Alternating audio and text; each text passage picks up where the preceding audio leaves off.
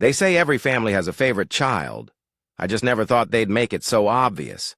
Growing up, my older sister Anna was the sun, and I was, well, maybe a distant star. She was beautiful, charming, and had a talent for making people adore her. My parents doted on her endlessly, while I was the responsible one, the one who was expected to work hard but never get any credit for it. Birthdays? Anna's were extravagant garden parties with bounce castles and catered food. Mine? A last-minute pizza party in the dining room with a store-bought cake. Christmas? She got the Barbie dream house. I got a knockoff with a missing elevator. Mom would say, "You don't need all that fancy stuff, Kate. Be grateful." But Anna never had to be grateful. I learned early that in my family, love wasn't unconditional. It was transactional, and I wasn't worth the price. By the time college rolled around, I had a plan. I worked my ass off in high school, AP classes, extracurriculars, part-time jobs, so I could get into a good university. Anna had gone to an out-of-state school, fully funded by my parents. I assumed I'd get the same support. Wrong. "If you're staying here, you need to contribute," my mom said casually, as if she were talking about setting the dinner table.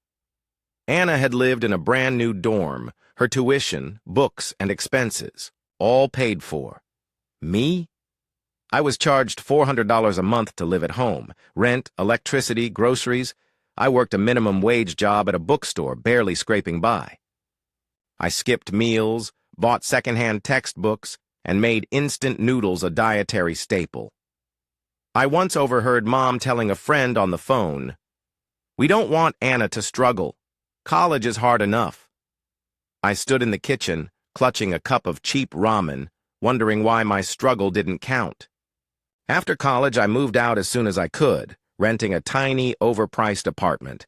It wasn't much, but it was mine.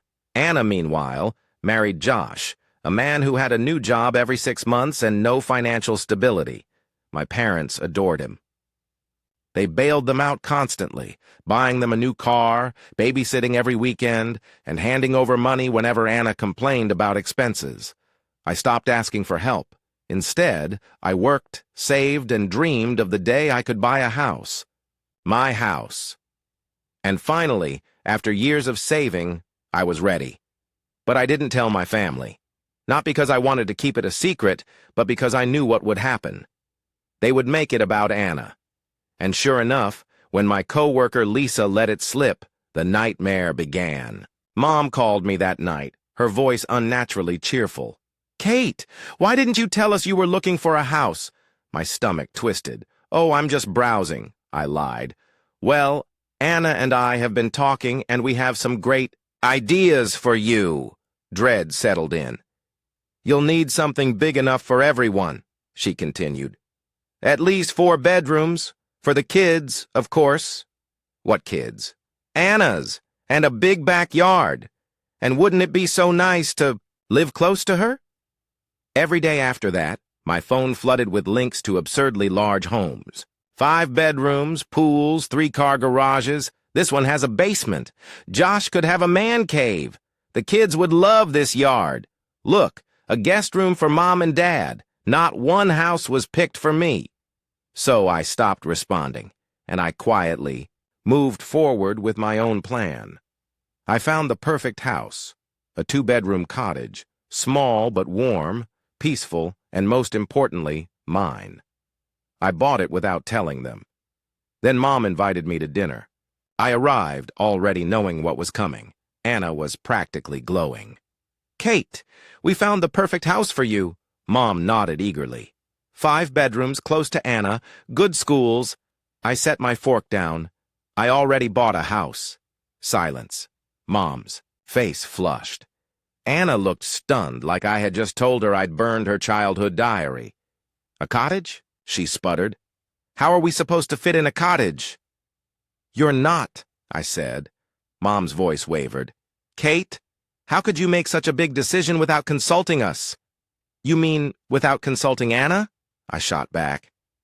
Anna's voice rose. "But we need this. The kids are cramped. It's not fair." I took a deep breath. That's not my problem. Dad slammed his fist on the table. You're being selfish. Family helps each other. I grabbed my bag. Watch me. Not. That night, social media exploded. Anna posted pictures of her kids squeezed onto a bunk bed with a caption, "All they want is a little space, but some people don't care." Mom wrote vague, passive-aggressive posts about how some people forget where they come from. Strangers called me heartless. And then it got worse. A week later, Mom showed up at my apartment with an apple pie and a fake smile. I just want to make things right, she cooed. She asked too many questions, looked around too much. The next day, my spare key was missing. Then my neighbor texted me. Hey, I saw some people looking in your windows last night. A couple with kids. Everything okay? I changed the locks. And the next morning I came home to find Anna's SUV in my driveway. Inside, Anna's kids sprawled across my couch. Josh, raiding my fridge. Anna rearranging my furniture. What the hell are you doing? Anna barely looked up. Mom gave us the key. We figured it'd be easier to just move in while you were out. I pulled out my phone. Are you seriously calling the cops? Anna gasped. Watch me. When the police arrived, they claimed it was a misunderstanding. The officers weren't having it. They were ordered to leave immediately. That night, I filed for a restraining order. The final straw? Anna showed up at my work, sobbing, kids in tow, making a scene. I had security remove her. Then my parents tried staging an intervention. I changed my number, locked down my social media, and I felt something I had never felt before. Freedom. Now, I wake up in my house, with my peace, and no one else's expectations. And for the first time, I know I made the right choice. Thank you for watching. If you haven't subscribed yet, please do so and hit the notification bell to stay updated with more shocking real-life stories happening around you.